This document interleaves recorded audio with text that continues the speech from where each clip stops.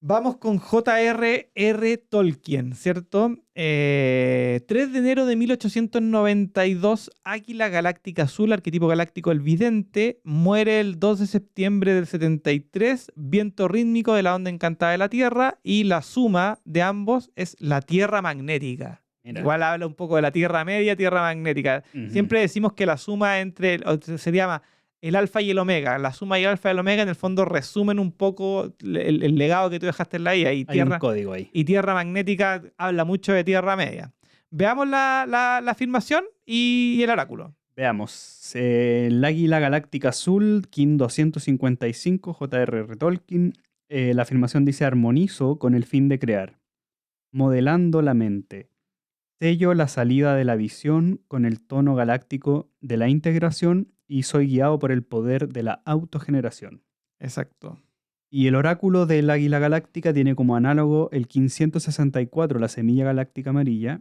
Tiene como guía a la tormenta galáctica azul, que es el 599. Su antípoda es la serpiente galáctica 525.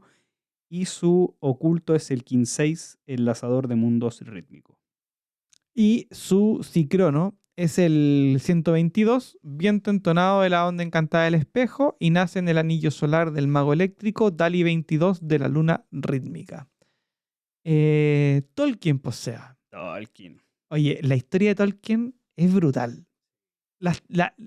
Primero vive mucho tiempo, muere con 70 y cuántos años, 82 años, es larga, pero nace en Sudáfrica, se va a Inglaterra, lo entregan a estudiar a un cura, va a la guerra, se enferma, y después de todo eso, parte escribiendo. Es como una locura. ¿Qué fue lo que a ti más te impresionó? No, a mí me encanta igual Tolkien en general. El Hobbit me lo he leído varias veces, El Señor de los Anillos también. Y bueno, después ya con las películas se masificó y la verdad que entendiendo la historia y desde dónde surge, entendiendo que es un lingüista, o sea, Claro. una persona que fue y se formó en... Filólogo, creo que filólogo, que sí. es como los estudiosos de las lenguas. De las lenguas, sí. Ahora uno entiende por qué fue capaz de crear un universo, ¿no? Sí, claro. Un mundo entero, donde inclusive habla sobre la misma creación de ese mundo. O sea, Sí, claro. en el Silmarillion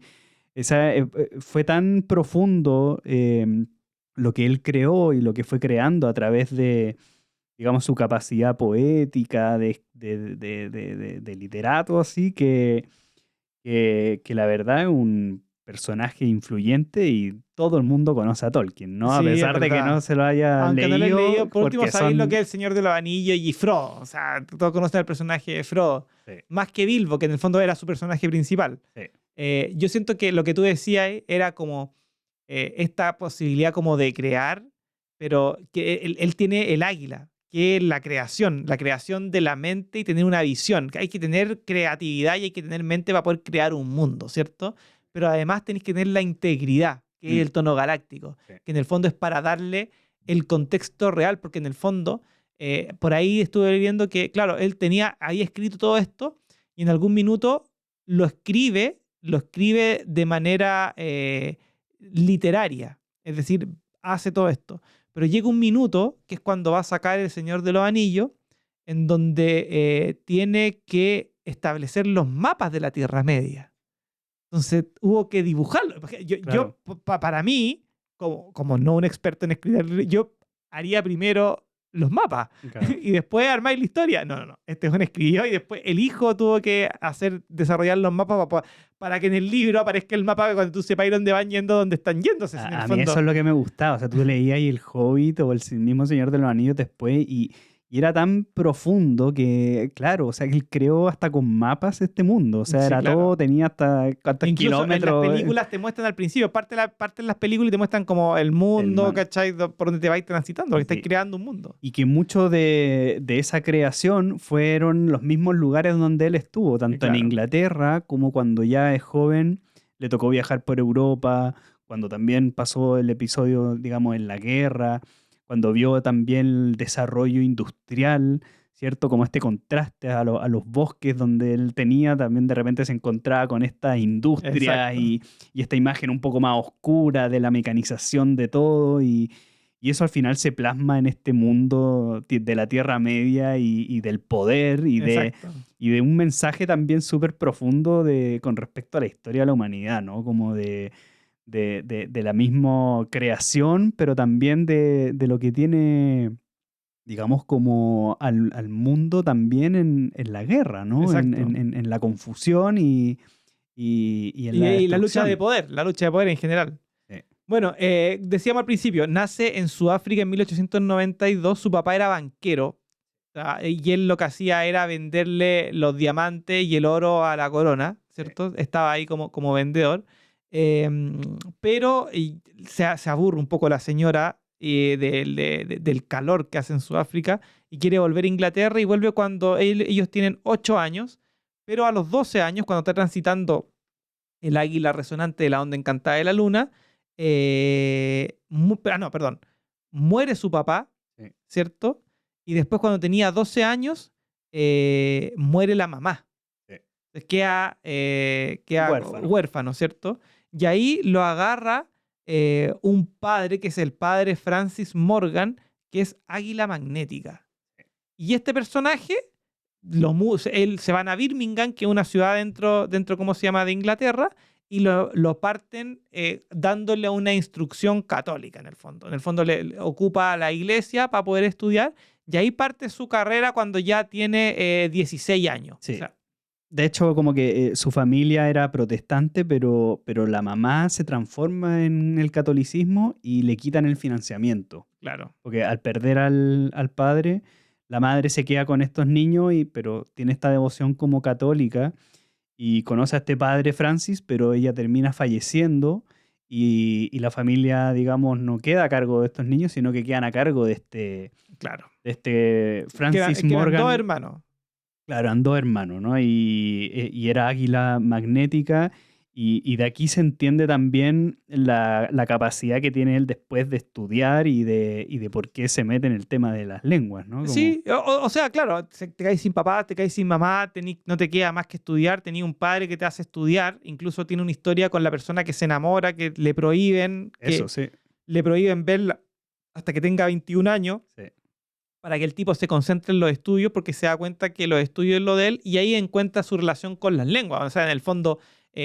aquí tengo anotado, por ejemplo, que ella tiene a los 18 años, cuando está transitando la serpiente cósmica de la onda del caminante, se mete a un club literario, forma un club literario que se llama el TCBS, que en el colegio de King Edwards, que es como el colegio del rey, ¿cierto?, donde lo mete este padre, y parte teniendo un grupo de amigos con los que empiezan a escribir y empiezan a conversar sobre textos que leían o sobre textos que escribían. Los mitos. Exactamente. Y eso le da como un roce, en el fondo, que tiene mucho de desarrollo personal en torno a la literatura. Sí. En el fondo, estáis estudiando. O sea, sí, vaya al colegio, a la universidad, pero vaya a estudiar. No tenéis que tener distracciones, ¿cachai?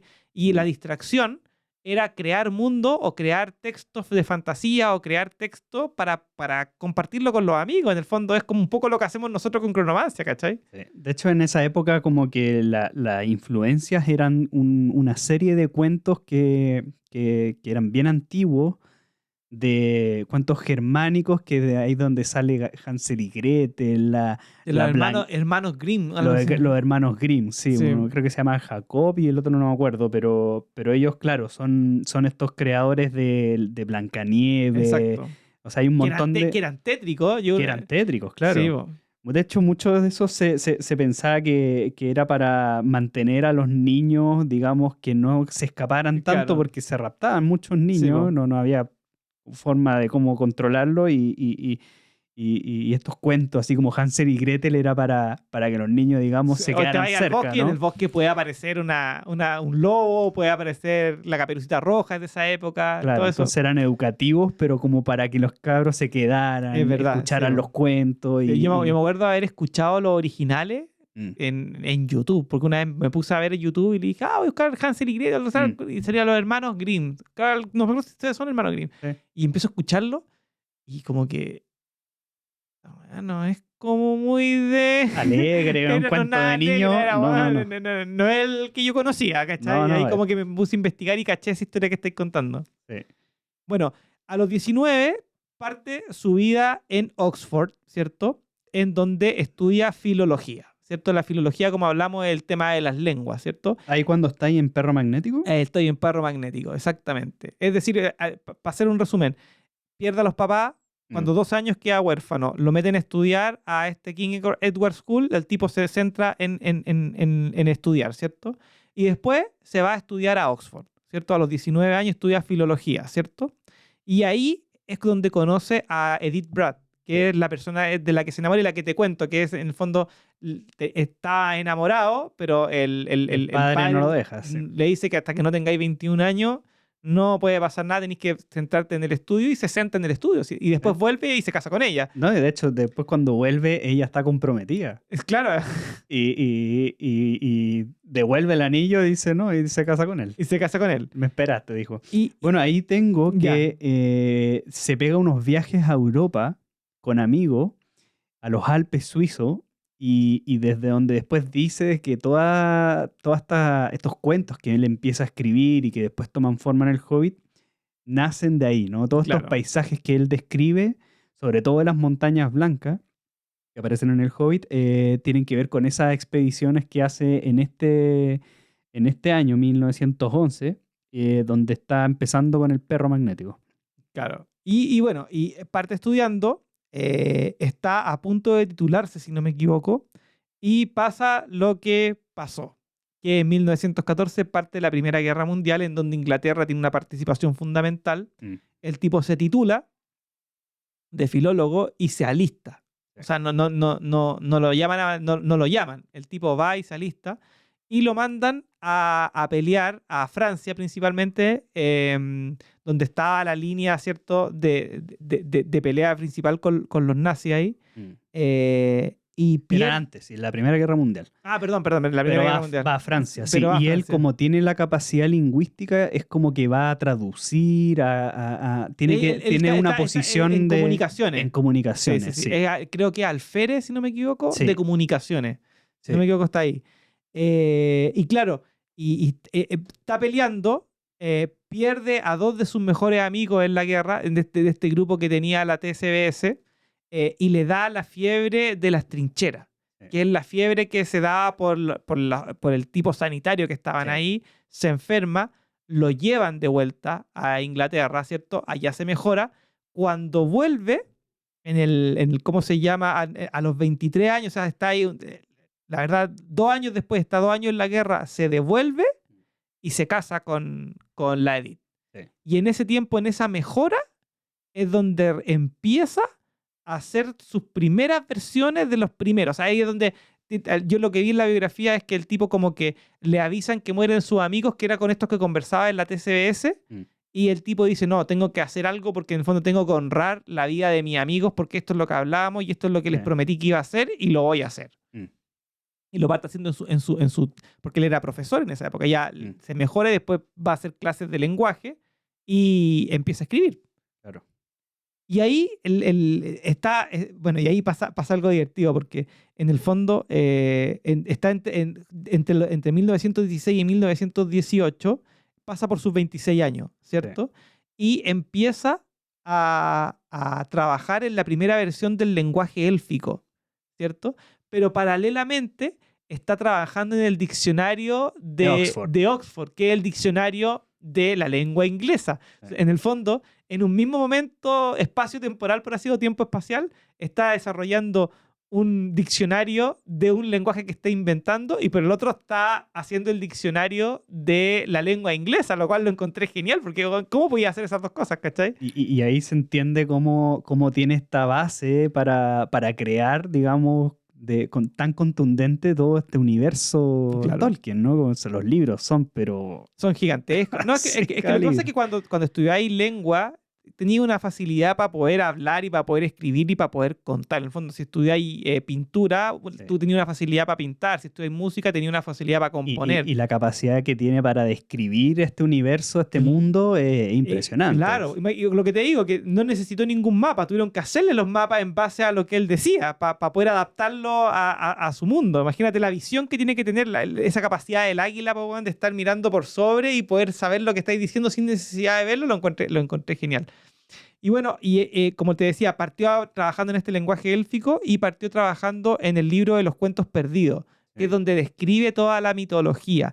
Y hay que entender que en este periodo, Tolkien no era una persona que era famosa. No, para nada. Para nada. Él era profesor, empieza a trabajar en la universidad dando clases y ocupa esto para poder escribir en su tiempo libre. No es algo... Le quedan 20 años recién para publicar un libro famoso. Un libro, claro. Y ahí aparece en 1920, a los 28 años, está transitando el Águila 10, año blanco de refinación, ¿cierto? Se convierte de profesor en la Universidad de Leeds, ¿cierto? Y en el año 24, cuando cumple 32, nace un personaje que es fundamental para los fanáticos del Señor de los Anillos, que es Christopher Tolkien, que es su hijo, tu tercer hijo, que es Tierra Espectral, que es por la razón por la cual empieza a escribir El Hobbit. Sí. O sea, él empieza a crear este mundo, pesca todo, viene de antes, o sea, viene buscando, viene desarrollando personajes, viene desarrollando atmósferas, ciertos lugares, pero cuando ya tiene a su hijo empieza a escribir algo más infantil, ¿no? Algo más amable para los niños. Exacto. Sí. Y ahí crea este mundo de Hobbiton, ¿cierto? En donde está Bilbo y que tiene esta aventura, ¿cierto? Y que parte haciendo... Yo creo que lo hizo ni siquiera con el fin de hacer un libro, sino que es de poder transmitir en su tiempo libre, en su hobby, algo que a él le gustaba, que era escribir, para que los hijos tuvieran. Y es el hijo el que cuando ya empieza a crecer y empieza a entender lo que el papá le está contando y le dice, oye, ¿sabes que esto está bueno? Y empieza a mandar lo escrito a ¿cómo se llama? Editorial, hasta que lo pescan y lo empiezan a publicar. Sí. De hecho, hay una sincronía interesante porque cuando nace el hijo en el 24, sí. Después en el año 25 comienza ya a trabajar en este Hobbit, van a pasar 52 años ya hasta que el 77, ya fallecido Tolkien, este hijo va a publicar el Silmarillion, ya que es como el libro ya que trasciende toda esta historia de este mundo, ¿no? Que le da como el contexto más general. Sí, y es el mismo King que cuando empezó a escribir el Hobbit, el Sol Lunar. Ya, perfecto. Y después en Sol Lunar, o sea, estaría transitando Sol Lunar en el 77 cuando ya su hijo publica el Silmarillion. Y justo 52 años. Un siglo completo. Un siglo completo de... Maravilla. De toda esta narrativa de la Edad Media, ¿no? Claro, y bueno, lo que te decía es que cuando ya nace su tercer hijo, nace como te digo, él estaba transitando un águila magnética, por lo tanto parte su onda encantada, sus 13 cenas azules, ¿cierto? Claro. Y durante esos 13 años, ¿cierto? Entre el 24 y el 37, tiene todo ese periodo de crear el mundo completo y el personaje de Bilbo y todo lo que significa el Hobbit, claro, para que en el año 37, cuando cumple 45, publica El Hobbit, que calza justo con un sol magnético. Es decir, es como justo transforma, escribe todo eso. En el fondo, viene desde chico, viene creando, después refina en la universidad, nace su hijo, transforma en la realidad del libro y después va a la maduración y el lo Hobbit publica ya en el sol magnético. En el sol magnético. Y le va súper bien. Sí. Le va tan bien que le piden que escriba una continuación. Claro. Y eso va a pasar 13 años después. Es decir, durante 13 años se toma el tiempo de escribir lo que significa El Señor de los Anillos, que el documento lo manda a escritura y a revisión en el año 49, cuando está en el Sol Cósmico, que es de su propia onda encantada, que lo vamos a ver, que es el King de Einstein, que es el personaje que va a ver más adelante, y que en el fondo entrega todo este documento que cuando lo reciben, es divertido porque lo reciben y le dice el editor, dice, vamos a tener que separarlo en 3 partes porque sí, es un libro demasiado grande como para poder publicar uno solo. Y publican el 1 y el 2 y después el 3 al otro año. Sí, en 3 fechas publican estos 3 tomos del Señor de los Anillos, ¿no? Interesante que sea del Sol magnético y donde ya se pone a trabajar hasta el Sol cósmico, ¿no? O sea, ya la fase más madura es para hacer ya el Señor de los Anillos, que ya es profundizar, ¿cierto?, aún más en lo que es el Hobbit, ¿cierto? Ya entender el origen del anillo, el origen del conflicto temporal. Exacto. En la Edad Media y ya después va a venir la última etapa, que es el Silmarillion, donde ya explica aún más, ¿no? A mí me da increíble. Te lo contaba al principio, pero uno de los videos que me tocó ver eran las cartas de Tolkien, Entonces había una carta que le escribe el dueño de la editorial, que le mandan los manuscritos, los primeros borradores, los primeros capítulos del Señor de los Anillos, y el, ¿cómo se llama? Y este editor le critica en la carta, que está ahí en internet, la podéis ver, está traducida, le critica de por qué el anillo que tiene Bilbo es el anillo que domina a todos.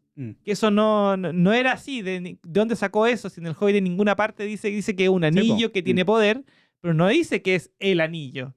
Entonces, Tolkien, de manera muy respetuosa y con su filología, por así decirlo, le dice muy respetuosamente que la posibilidad que le da que sea el anillo es que tenga una historia mucho más interesante, porque en el fondo tiene que volver a la fuente, que hay que destruirlo, que puede arreglar ciertas partes de los capítulos, pero en el fondo que el anillo de Bilbo sea el anillo, le permite que esté en manos de un hobbit, es lo que permite que la historia del Señor de los Anillos se desarrolle y tenga toda esta trama y todo este tema. Se lo hice de manera respetuosa. Tú leí la cuestión y yo pensaba por dentro, decía, bueno, o sea, existió la posibilidad de que el editor haya tratado de sacar que el anillo era el anillo. Bueno, si es que me sacáis eso, cagaste toda la serie. Es la razón por la cual me cagué la risa con eso.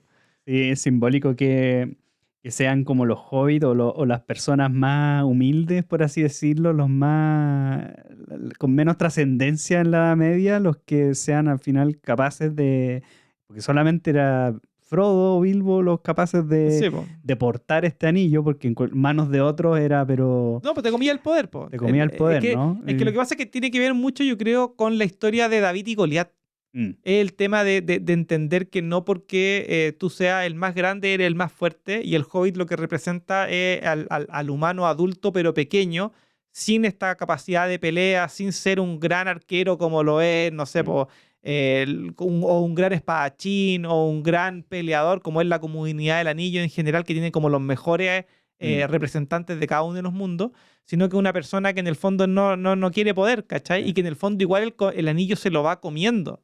En el fondo, claro, no existe un cargador perfecto del anillo. No, es un sacrificio. Es un sacrificio. Y existe una mejor opción, nomás, ¿cachai? A mí me gusta eso de que hay un evento ahí donde ya dicen que Gollum, que era este hobbit que se transforma como con el anillo, Bilbo tuvo la oportunidad de matarlo, y Gandalf, el mago le dice a Frodo, porque Frodo dice, ¿por qué no lo mató? Digamos, está puro molestando, ¿no? Y Gandalf le dice, uno nunca sabe el destino que va a cumplir, ¿no? En la historia. Y al final termina llevándolo. O sea, Gollum es un personaje súper importante en la destrucción del anillo, ¿no? Sí. Así que tiene una sabiduría esa historia, digamos, tan especial, que es de toda época. Sí, claro.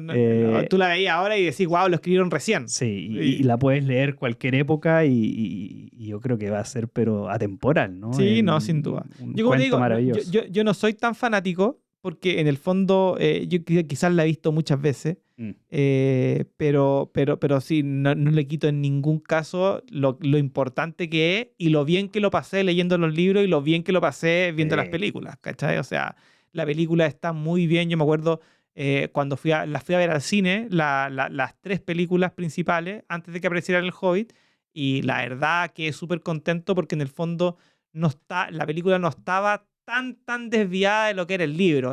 Y que era un desafío gigantesco para Peter Jackson. Por eso, Peter Jackson es dragón magnético. magnético, ¿cachai? Entonces yo siento que igual se hizo un súper buen esfuerzo en hacer eso, siendo que claramente la gracia que tiene es el libro en inglés, porque ahí es donde está expuesta todo el artista de Tolkien. Claro. Él era filólogo, ¿cachai? O sea, tú si querías apreciar, tenés que apreciar un poco el idioma inglés y estos nuevos lenguajes que va desarrollando con el libro para crear los personajes y crear el mundo, ¿cachai? Aparte, en su mente tenía también las lenguas antiguas, las lenguas nórdicas, célticas, germánicas, quizás, así que todo lo que creó también es de un nivel de profundidad por rescatar también tal vez lenguas pasadas. Exacto. Mucho de la historia de Inglaterra, ¿cierto? Nórdica.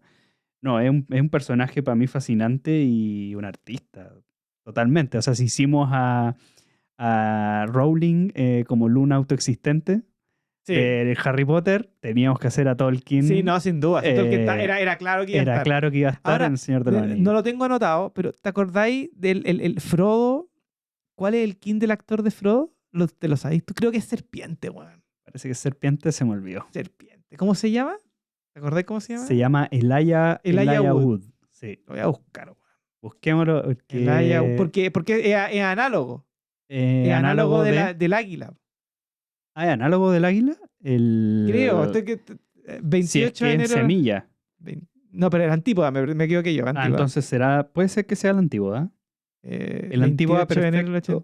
El Antípoda perfecto es la serpiente galáctica. Serpiente galáctica es de la onda encantada del espejo. Déjame revisar, porque creo que alguna vez lo revisé. Ah, mira, serpiente entonada. Estaba cerca. Mira. Pero era serpiente, ¿viste? Sí. Serpiente entonada es cuando está transitando. Y tiene el cicrono del águila entonada, el Layaud. Acuérdate que cuando publica El Señor de los Anillos en el año 54, está en Serpiente entonada. Tenés razón, está en Serpiente entonada. Ahí está la sincronía. Ahí está la sincronía. Y mira, y otra que se me había olvidado decir que la tenía anotada para terminar, es que tenía como cicrono el viento entonado. Y vimos en La Onda Encantada del Viento con Tony Scherer, con Jim Morrison, ¿cierto? Y con Cerati, que el viento tiene esa capacidad de comunicar. Entonces también está el cicrono ahí metido en su forma de comunicar, que no lo habíamos mencionado. Ya, ¿te tinca pasemos al siguiente? Pasemos.